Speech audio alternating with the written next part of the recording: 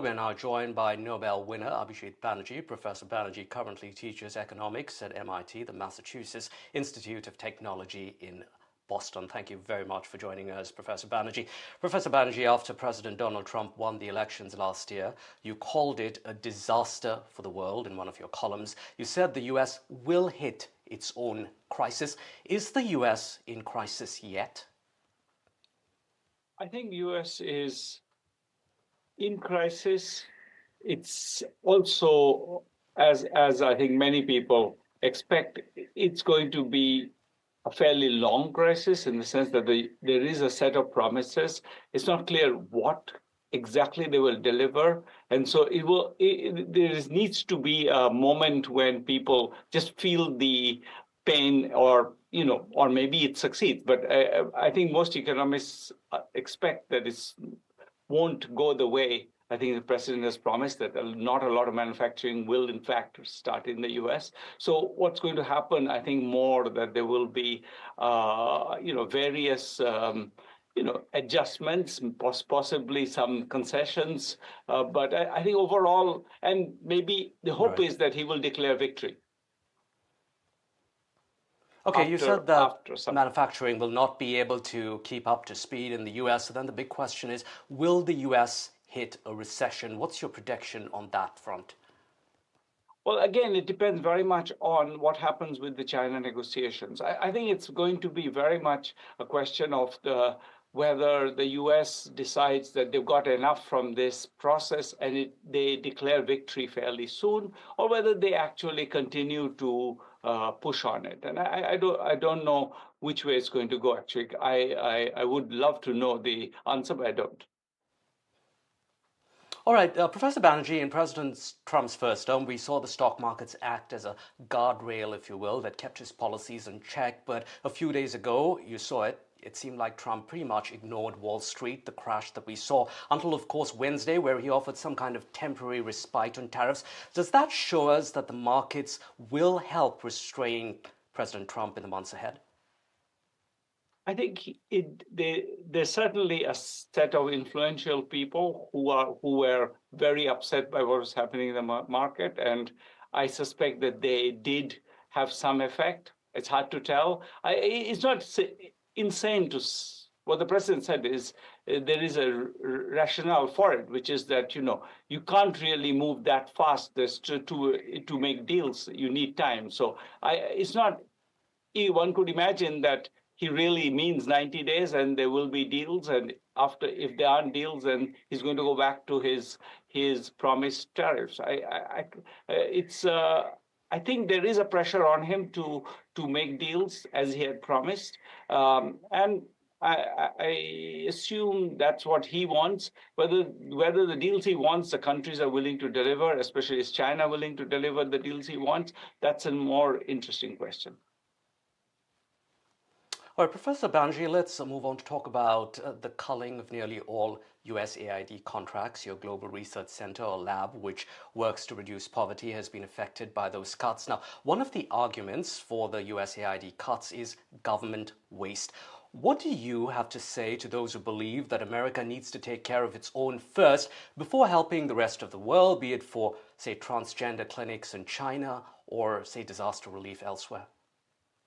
I think this idea that most of the money was going to transgender clinics in China, by the way, which I have entirely support personally, is really ludicrous. I think most of the money was going for purposes that most American people support, which is saving lives of PEPFAR is a Republican initiative. Americans support Right. saving lives. Americans support feeding the hungry. Americans support saving the people in disaster situations. All right, in your recent opinion piece, you, along with your fellow Nobel laureate and wife, Esther Duflo, say that the world doesn't need the US to raise this money, like, for example, USAID. So, where do you intend this money going to come from? I think that it's a great moment for Europe to step up to the plate. I think that they have I think President Trump is right in saying Europe has sort of in some ways, surrendered its leadership in the world. It's not taken a lot of initiatives to kind of lead the world. I think it's a moment to lead the world. There is lots of It's not a lot of money. The aid money is still a drop in even Europe's economy is bigger than the US's, and it's not a huge amount of money. If they really want to get leadership, this is a way to get leadership. And is it also time for countries like we saw in China, for example, what it did with helping with the earthquake relief in Myanmar, or India for that matter, really stepping up and claiming some of that soft power here that the US could potentially lose out on? China is certainly doing that. China is very aware of it. It's very mindful of the fact that this is an opportunity for it. They are acting on it. It's very clear that they are mindful of the fact that you can buy soft power relatively easily, especially if the US has stepped off that plate. So much to ask you, Professor Banerjee. Now, the Trump administration has withheld federal grants on elite US universities. Foreign students have been arrested for opinions on Gaza. As an academic, how does that play on your mind each time you walk into your classroom?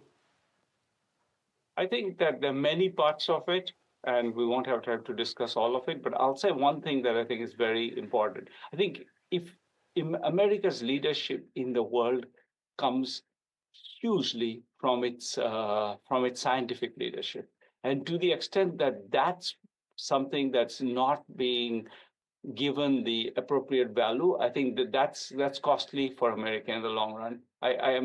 I really feel that there are other things, civil liberties that I think need to be respected, but I think just from American self-interest, it is actually sort of strange to me that this wonderful and really the world's envy, the U.S.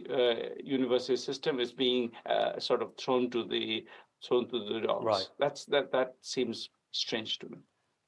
Yeah, worries about innovation, American innovation potentially being hit down the road. Professor Banerjee, your love for cooking is an open secret. Your recent book is part memoir, part cookbook, so changing tracks here before we let you go. What's a must-try recipe in there for our viewers from a Nobel laureate like you? I think there's a recipe for some halim in there, which I came from one of my cousins. I've tried it many times. We still have a little bit of winter left in the US. It would be a great time to try it. Right. It's a winter dish. Okay, thank you so much indeed. Gonna definitely try that from the cookbook. Professor Banerjee, Nobel laureate from MIT, joining us here. Professor Banerjee, you've said that you arrange each day with some kind of relief or interesting thing to do. So hopefully this was it, this interview today. Thanks so much for your time here on Washington Watch.